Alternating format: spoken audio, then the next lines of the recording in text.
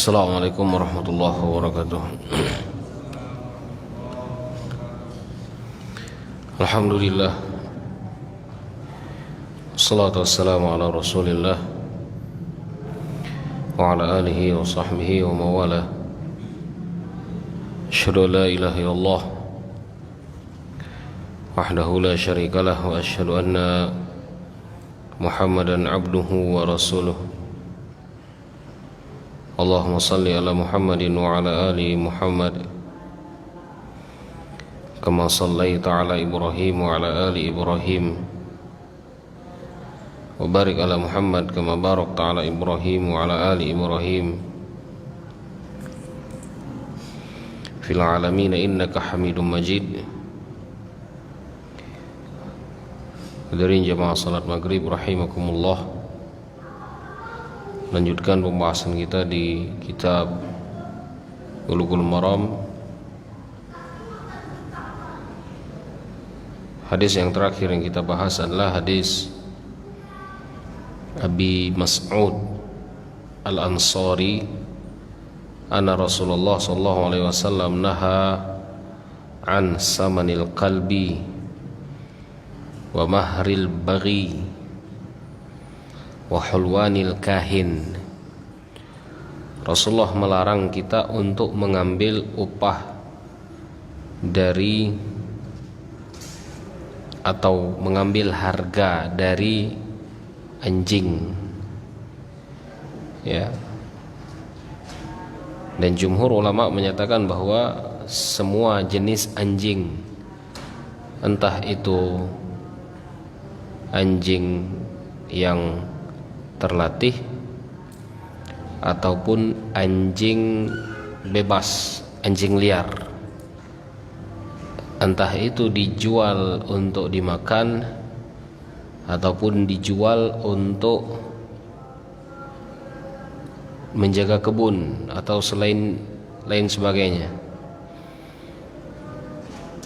Jumhur ulama menyatakan haram, tidak boleh, ya. Sebagian pendapat Imam Abu Hanifah membolehkannya ketika untuk menjaga kebun atau untuk berburu. Karena sekarang, zaman dahulu orang-orang berburu itu menggunakan anjing.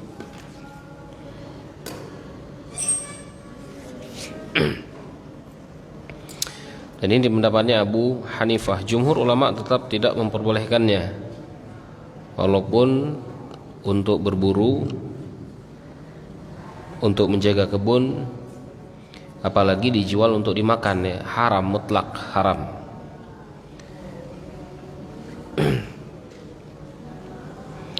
Wa mahril baghi, mahril baghi artinya mengambil keuntungan dari zina.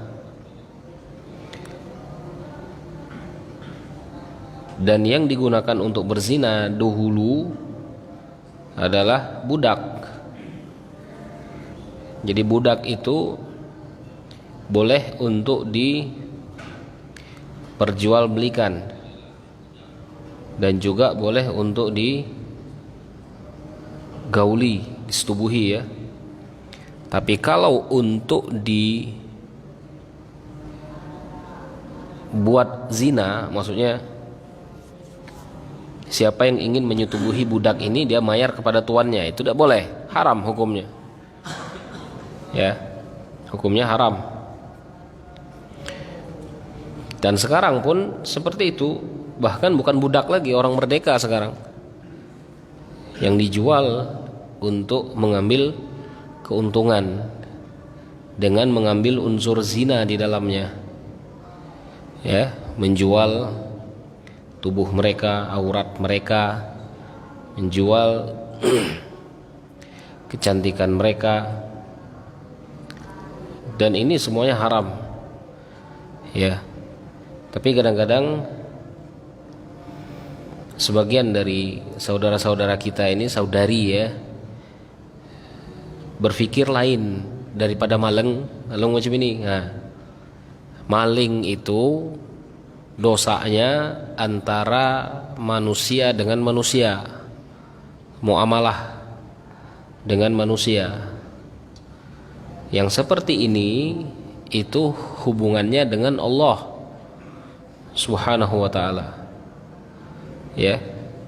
Walaupun memang kita ada jasa, misalkan kita mempunyai jasa, misalkan orang membeli mobil.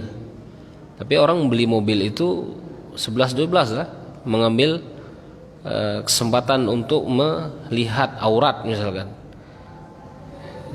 Ini tidak boleh. Ya. Jadi seperti itu.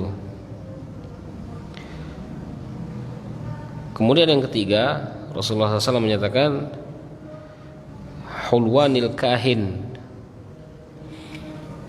mengambil keuntungan upah dari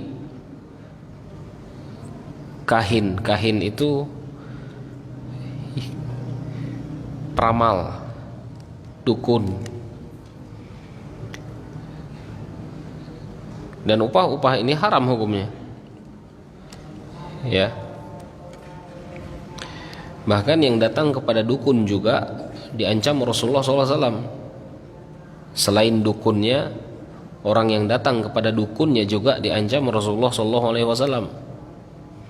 Dukunnya makan uang haram, orang yang datang kepada dukunnya juga diancam apa? Mereka tidak disebut beriman. Dalam hadis yang lain Rasulullah SAW pernah menyatakan, man atakahinan, barang siapa yang datang kepada seorang dukun, faqad kadzdzaba bima anzala ala Muhammadin, maka dia telah meragu-ragukan apa yang telah diberikan kepada Rasulullah SAW. Rasulullah melarang kita untuk datang ke dukun, tapi kita datang, berarti kita ragu dengan ajaran Rasulullah, ya, dan lebih meyakini ajaran dia.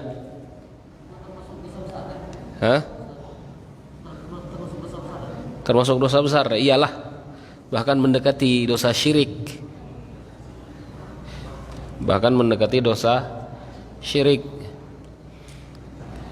Dalam hadis yang lain Rasulullah SAW menyebutkan juga, barang siapa yang mendatangi dukun, lam tuqbal sholatahu arba'ina yauman, tidak diterima sholatnya selama 40 hari. Ini yang datang ke dukun. Dukun yang bagaimana? Maka harus dirinci ya. Jangan kelak orang menggunakan mustalah dukun. Nah, dukunnya ini digunakan untuk dukun beranak, bidan berarti. Dukun beranak itu. Ya, jadi mustalahnya itu, istilah yang digunakan itu juga harus sesuai dengan yang apa dipraktekkan masyarakat. Ya, jangan kelak praktek yang dipraktekkan masyarakat dan istilah yang digunakan masyarakat berbeda dengan istilah yang dimaksud syariat ini. Ya, contoh dukun beranak kemarin itu. Ya, boleh datang ke dukun beranak, misalkan membantu beranak tanpa ada amalan-amalan amaliyah syirkiyah misalkan, boleh. Ya, kalau memang dia itu membantu secara ini baik, secara normal gitu ya, dan mereka menyebutkannya dukun. Maka dukun di sini maksudnya itu adalah allazi yad'i bi ilmil ghaibi, yang mengetahui ilmu-ilmu gaib. Ya. Apa saja yang gaib? Yang tidak ada ketengok. Gaib itu sesuatu yang gaib itu yang tidak terlihat. Makanya dalam Al-Qur'an itu allazina yu'minuna bil ghaibi, yang beriman kepada yang gaib. Sesuatu yang gaib itu harus diimani dan dia tidak terlihat. Gitu loh. Malaikat goib, Allah goib, Allah itu tidak terlihat, Allah itu, ya. Kemudian para rasul goib tidak? Goib. Para rasul goib, dan hanya bisa diketahui oleh wahyu yang dikabarkan oleh Rasulullah SAW melalui kitab Al-Quran, ya. Itu. Maka ketika ada yang mengetahui hal-hal yang goib,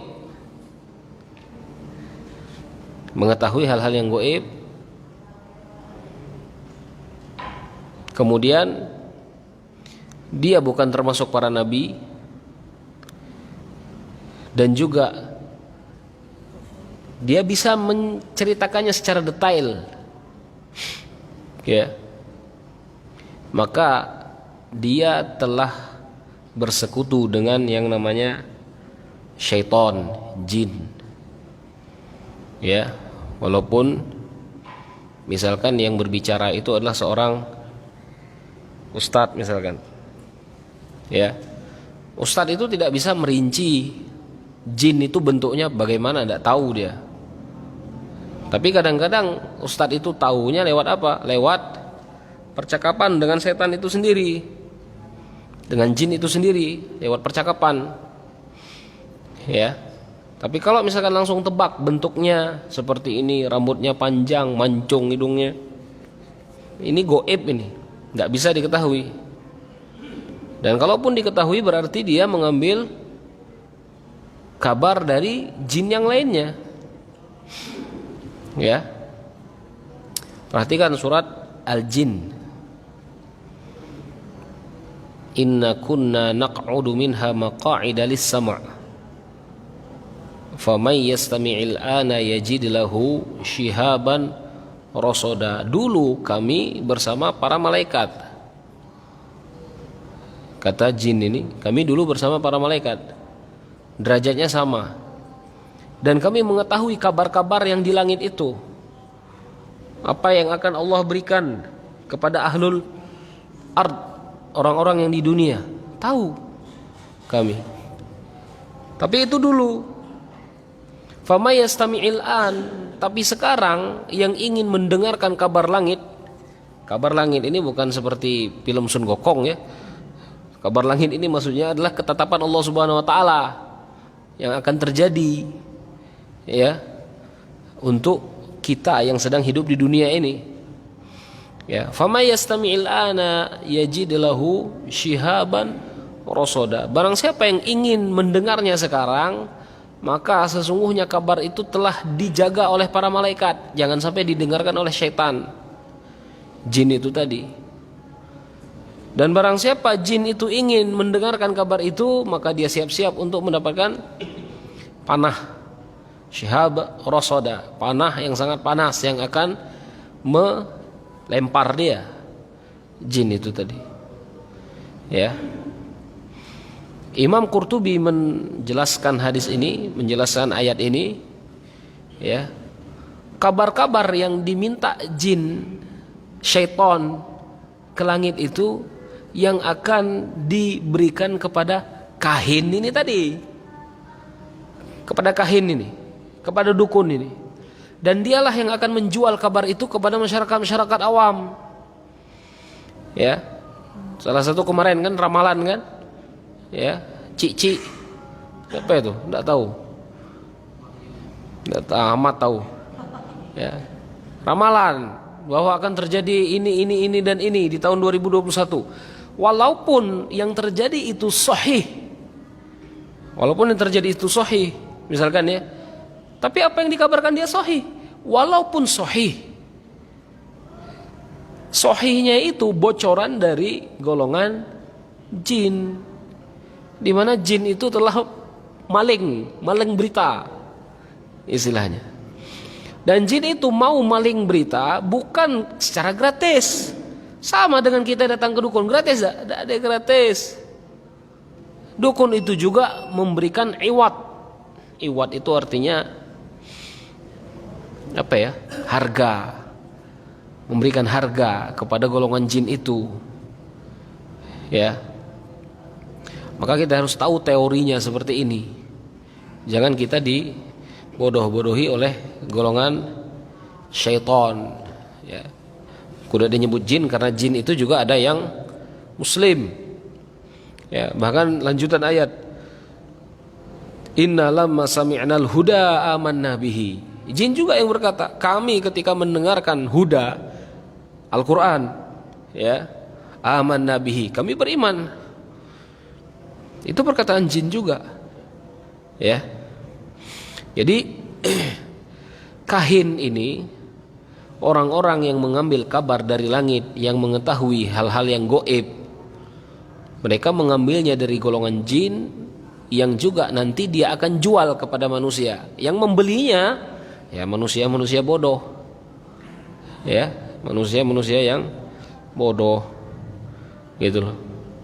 Jadi ini juga haram, kata Rasulullah SAW.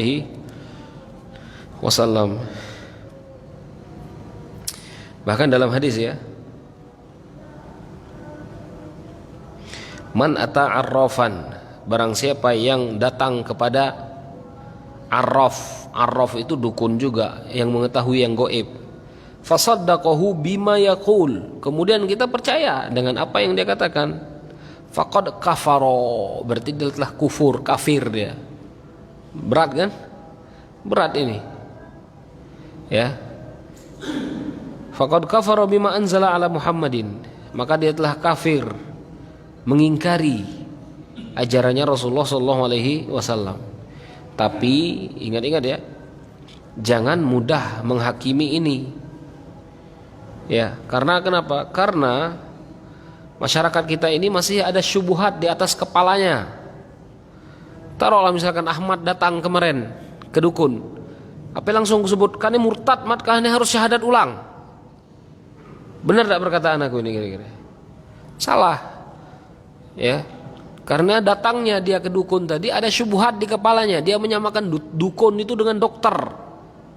Benar tak? Dia menyamakan dukun itu dengan dokter, gitu loh.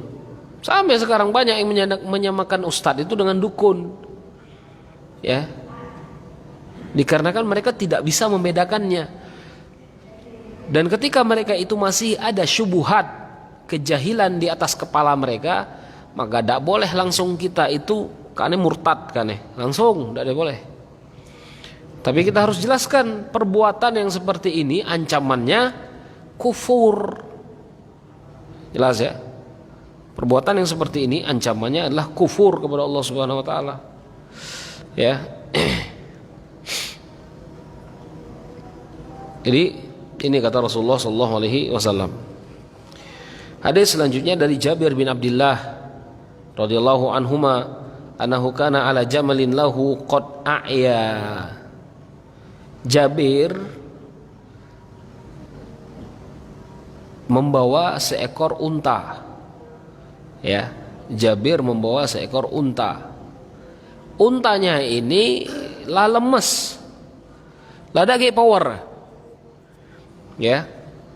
Fa'arada an yusayyibahu, maka Jabir berniat meninggalkan unta ini di perjalanan. Dak kawage nguruskan, dage power, ya.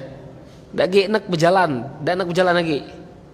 Maka dak kawa dia ngurus, nak ditinggal unta ini di tengah jalan, ya.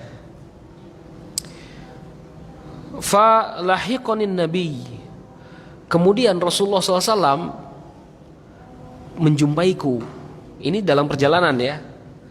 Makanya Rasulullah SAW di sini dalam perjalanan dia melihat unta Jabir ini lanuel teh capek, ya. Rasulullah SAW sebagai pemimpin pasukan berada di paling belakang, sapu bersih, ya, sapu bersih rombongan Rasulullah SAW yang ada di belakang. Jangan sampai ada yang tertinggal di belakang, maka Rasulullah SAW yang di belakang. Kemudian bertemu dia dengan Jabir ini, melihat untanya itulah lemes. Fada'ali wa darabahu fasara sayyiran lam yasir mithlahu. Kemudian Rasulullah SAW berdoa kepada Allah. Habis berdoa kepada Allah Subhanahu Wa Taala, ditepok ke unta tadi, di pelasa unta tadi, pakai tangan Rasulullah SAW.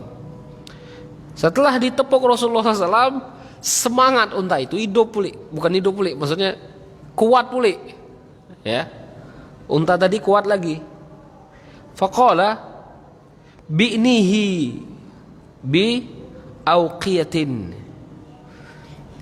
Kemudian Rasulullah SAW menyebutkan, jual unta ini kepadaku. Ya, Rasulullah langsung nawar. Ketika didoakan Rasulullah SAW, langsung sehat pulih untanya. Langsung Rasulullah SAW minta, jualkan unta ini kepadaku. Ya, bi uqiyah. Uqiyah itu 40 dirham. Ya. Qultula, Jabir nyebut, dak dikujual ya Rasulullah. Ya, dak dikujual katanya. Tadi nak kena tinggal, habis berjalan kuat pulih, dak dikujual ya Rasulullah. Kemudian Rasulullah nyebut, bi'ni. Kemudian Rasulullah SAW, juallah kan aku. Kata Rasulullah ya, ditawar lagi. Fabi'tuhu biuqiyatin, maka aku menerimanya dengan harga yang ditawarkan oleh Rasulullah sallallahu alaihi wasallam. Ya. Fashtarattu humlanahu ila ahli.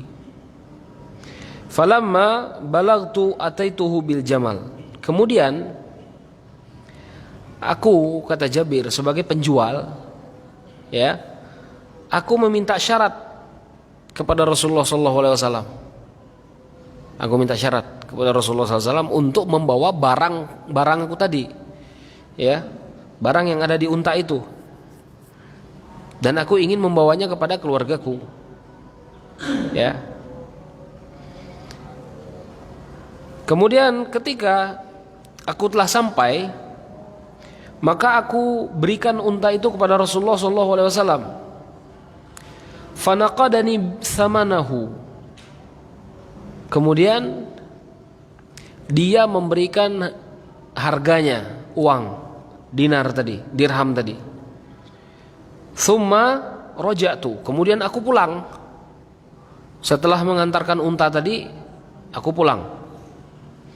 Fa arsala li fi athari. Kemudian Rasulullah SAW mengutus seseorang untuk memanggil Jabir tadi.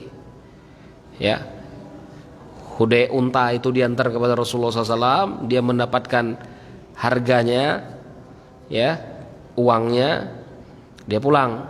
Kemudian Rasulullah SAW mengutus seseorang untuk mengikuti dia. Ya, faqala aturani makastuka li akhul jamalak. Apakah engkau mengira, kata Rasulullah SAW, ya. Kemudian dia berkata, setelah mengutus seseorang, dipanggil lagi Jabir tadi. Maka Rasulullah SAW menyebutkan, apakah engkau mengira aku ingin mengambil untamu? Ya. Kemudian Rasulullah berkata, khudh jamalak wa darahimaka fahuwalaka. Maka Rasulullah SAW itu menyebut, builah untanya. Paham tak? Setelah Rasulullah SAW beli, diberek pulih ke dia unta. Ya. Setelah Rasulullah beli unta itu tadi, diberek pulih ke Jabir tadi. Bawalah pulang untamu itu tadi. Ya. Artinya Rasulullah SAW memulai akad jual beli, kemudian menutupnya dengan akad sedekah. Ya. Memulai dengan akad jual beli dan menutupnya dengan akad sedekah. Ya. Apa yang bisa diambil dari hadis ini? Ya. Yang pertama, salah satu mukjizat Rasulullah SAW, Allah perlihatkan doanya mustajab. Benar kan? Ketika Rasulullah SAW berdoa, habis itu ditepok untanya langsung power ngulak pulik men kita Allahu alam muntah itu. Ya. Allahu alam. Ya. Jadi seperti itu. Tapi bisa jadi ya kita ini bukan punya mukjizat, maksudnya itu bacaan Al-Quran kita itu mungkin juga Allah berikan manfaatnya kepada sesama makhluk seperti hewan tadi. Ya, karena anak juga pernah dulu punya kawan, kita dulu pertama belajar ruqyah itu, kawan ini mempraktek ke kambing. Jadi dia waktu itu jadi panitia kurban, 2 bulan tidak dia masuk kelas, dihoronya go kambing. Ya, syaratnya kalau terjadi apa-apa ikan kambing itu hilang atau apa, nah dia yang kena, yang tukang jago ini. Maka waktu itu ada kambing yang tidak nak lagi makan. Habis itu lemas, pokoknya kepala itu di atas tanah terus. Ya, diangkat-angkat badannya lemas lah, tidak berdiri. Jadi kawan itu tadi maca Quran di belakang kambing itu. Karena dia nggak ngerti kambing tadi kan, dibaca Quran di belakang kambing itu. Ya, waktu itu baru belajar bab ruqyah itu, dibaca Quran. Ya, habis dibaca Al-Quran, dia minum kambing itu. Ya, ini bukan konon katanya ini memang kawan waktu itu. Ya, disebu di kambing itu, di air minum kambing itu. Habis itu diberikan kambing ini minum, kehendak kambing itu tadi berdiri mulai kambing itu. Ya, nah ini sahih. Ya, yang terjadi di kawan kita. Ya, itu salah satunya. Karena memang dia berharap dengan bacaannya. Maka kita ikutan itu, kalau kita membaca Al-Quran itu memang kita itu harus berharap dengan bacaan itu. Baru Allah beri. Jangan hanya cubai-cubai baik. Ya. Jadi di sini juga termasuk mustajabnya doa Rasulullah SAW. Ya. Yang kedua, hadis ini juga mengajarkan kepada kita bahwa seorang imam, Rasulullah imam kan, pemimpin ketika itu, boleh melakukan akad jual beli kepada ra'iyahnya. Ya. Boleh melakukan akad jual beli kepada ra'iyahnya selama tidak ada unsur-unsur sogok menyogok, memakan harta dengan tidak halal. Nah, ini tadi. Ketika ada unsur seperti ini, maka sudah haram hukumnya. Ya, haram. Apa contohnya? Misalkan seorang pemimpin ingin membeli harta rakyatnya. Rakyat ini tadi, dikarenakan dia takut segan dengan pemimpin tadi, dijuallah dengan harga yang sangat murah. Dijuallah dengan harga yang di bawah standar. Ini haram ini, dikarenakan jual belinya itu ada unsur kezaliman. Tapi Rasulullah SAW ketika dia berjual beli dengan dengan rakyatnya, dengan ra'iyahnya, Rasulullah SAW memberikan sesuai dengan apa yang menjadi haknya, gitu loh ya. Jadi boleh melakukan akad jual beli antara pemimpin dengan ra'iyah, dengan rakyatnya, ketika dia tidak ada unsur-unsur yang diharamkan. Kemudian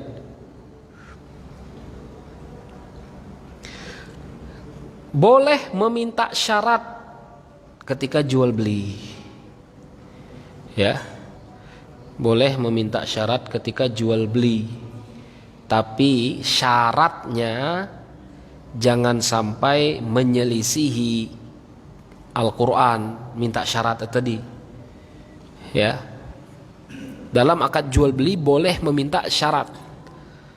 Ya, aku beli kebun, hasil kebun, tapi tolong antar ke rumah. Minta syarat, boleh. Ya. Kemudian penjualnya juga misalkan, kalau diantar ke rumah beda pula harga, sekian, minta syarat beli. Boleh tidak seperti itu? Boleh. Ya, tidak jadi masalah selama mereka itu ittifaq. Ya. Selama mereka sepakat dan mereka saling ridho dengan itu. Ya. Walaupun jumhur ulama di sini berbeda pendapat. Jumhur ulama menyatakan tidak boleh memberikan syarat yang terlalu muluk-muluk dalam jual beli. Ini pendapatnya jumhur ulama. Dikarenakan Rasulullah SAW itu naha an as-sunniya illa an tu'lam. Rasulullah melarang jual beli yang dimana jual beli itu banyak syarat. Aku jual nih, tapi jangan kambing yang ini, tapi jangan kambing yang ini. Ujung-ujungnya apa ya? Yang buruk apa yang dijual? Paham ya? Nah itu. Jumhur ulama menyatakan jangan banyak gilik syarat dalam bab jual beli. Imam Ahmad menyebutkan boleh syaratnya dengan satu syarat saja dalam akad jual beli itu. Ya, ini pendapatnya Imam Ahmad. Kenapa jumhur menyatakan seperti itu? Ditakutkan syarat yang diminta ada unsur-unsur kezoliman. Salah satu bentuk unsur kezolimannya itu adalah bai'ul inah. Masalah-masalah yang berhubungan dengan inah. Apa yang maksud inah ini? Inah ini maksudnya ku jual barang dengan Ahmad misalkan. Kemudian ku minta syarat, Mat, kalau kau ngagikkan barang ini jangan kejual ke sampai-sampai, jual kena ku beli. Paham ya? Paham enggak? Ku kejual dengan Ahmad harganya misalkan 1 juta. Setelah dipakai Ahmad selama seminggu misalkan, dia ngagik barang itu, dijual kena ku beli. Misalkan. Kemudian aku membayarnya dengan harga di bawah itu. Gitu loh ya. Nah, ditakutkan terjadi akad seperti ini ketika meminta syarat itu tadi.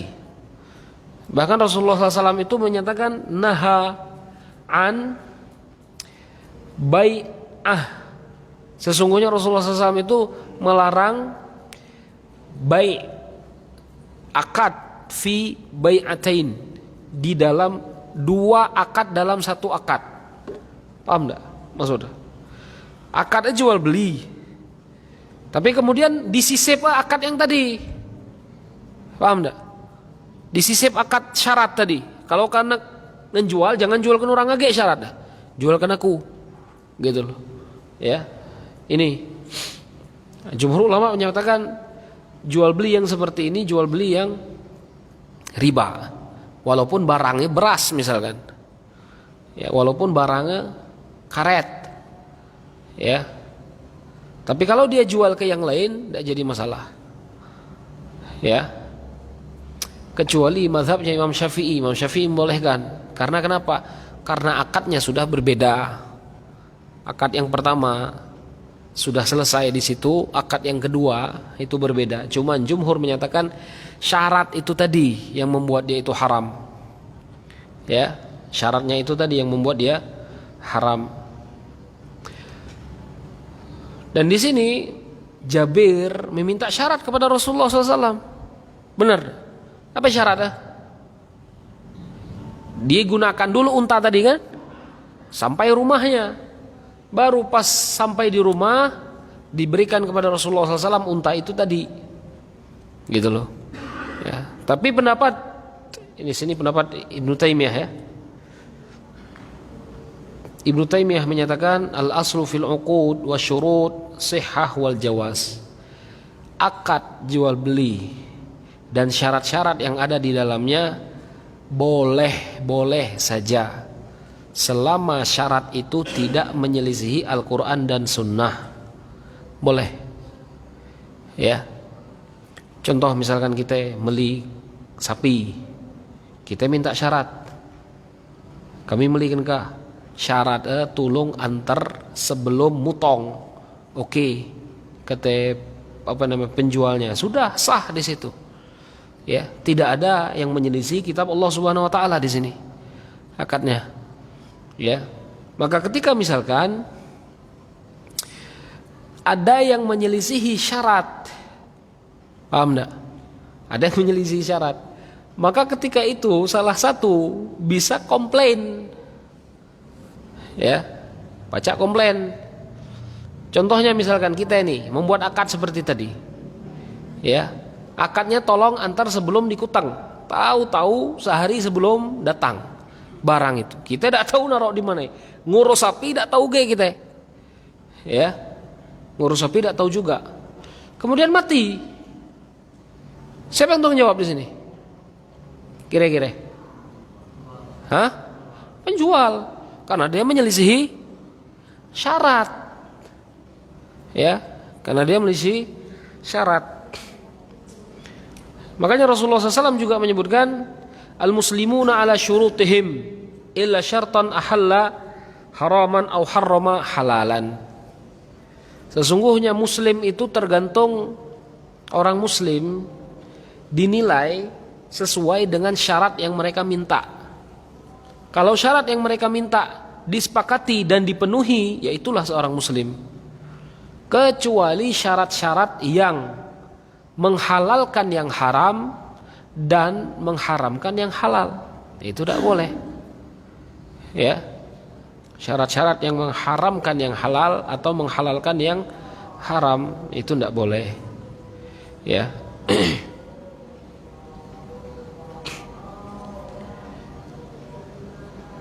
Kemudian di sini juga bolehnya akad atau terjadinya akad jual beli itu walaupun harga belum dipegang.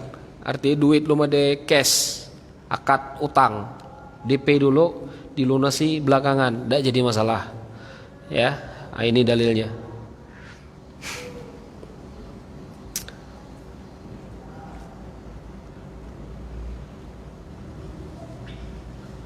Hadis selanjutnya dari Jabir bin Abdullah, qala a'taqa rajulun minna 'abdan lahu an duburin wa lam yakun lahu malun ghairuhu fada'a nabi bihi fada'a bihi nabi sallallahu alaihi wasallam faba'ahu. Dari Jabir jadi seorang laki-laki membebaskan budak an duburin. Dubur itu artinya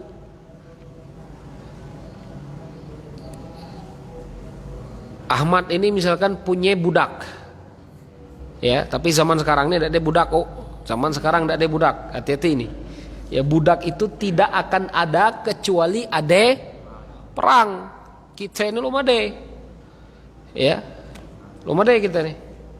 Yang ada itu perang HP, yang ada main game perang di sana itu kebanyakan kita nih. Belum ada perang asli, belum ada, gitu. Jadi tidak ada budak kita gini. Di zaman Rasulullah ada budak. Ya. Maka misalkan Ahmad ini mempunyai budak. Kemudian Ahmad menyebutkan, "Ku merdekakan kalau ku meninggal." Paham enggak? Ya, ku merdekakan kalau ku meninggal. Ya.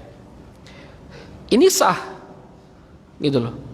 Cuman yang jadi masalahnya Ahmad ini tidak diapela pegangan duit dah, kecuali budak itu tadi. Dan budak itu sama dengan harta, dia bisa diperjualbelikan. Budak itu, ya, bisa diperjualbelikan.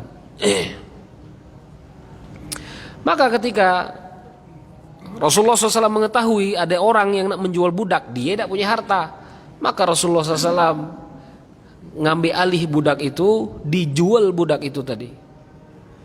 Ya, setelah dijual, diberikan ke keluarga laki-laki yang ingin membebaskan budak itu tadi, gitu loh, ya. Hadis ini mengajarkan kepada kita bahwa meninggalkan harta kepada keluarga itu lebih baik daripada keluarga itu meminta-minta sepeninggalan kita. Paham ya? Makanya ketika kita ingin berinfak, atau misalkan kita punya harta banyak, maka infakkanlah paling banyaknya itu 1/3 dari harta. Makanya Rasulullah SAW itu menyebutkan wathulutsu katsir. Ketika engkau infakkan 1/3-nya itu sudah banyak, dan tinggalkan 2/3 dari harta itu untuk keluargamu. Dan itu lebih baik daripada mereka itu meminta-minta kepada orang lain. Lebih baik dia mengambil harta peninggalan yang engkau tinggalkan. Nah, itu lebih baik. Ya. Maka di sini ketika Rasulullah SAW mendengarkan laki-laki yang ingin membebaskan budak ini, dak de harto, langsung Rasulullah ambil alih, gitu loh, dan dijual budak itu. Atau misalkan ada yang ingin menginfakkan hartanya, kemudian diberikan kepada budak dan dibayarkan kepada tuannya, ketika itu dia memerdekakan diri dengan uang yang diberikan kepada pihak ketiga tadi. Ya. Di sini juga akan ada hadis Aisyah nanti di depan, ketika Aisyah memberikan infak untuk membebaskan seorang budak. Ya. Jadi seperti itu. Maka seorang hakim ketika itu dia bisa untuk memberikan ataupun melakukan akad jual beli ketika ada maslahat bagi rakyatnya. Tapi kalau tidak ada maslahatnya itu yang tidak diperbolehkan. Allahu alam. Ya. Sampai sini dulu. Insyaallah kita lanjut besok pagi insyaallah ya. Besok pagi kita lanjut dengan kitab Bulughul Maram. Kita tutup dengan kafaratul majlis. Subhanakallahumma bihamdika asyhadu an la ilaha illa anta astaghfiruka wa atubu ilaik. Assalamualaikum warahmatullahi wabarakatuh.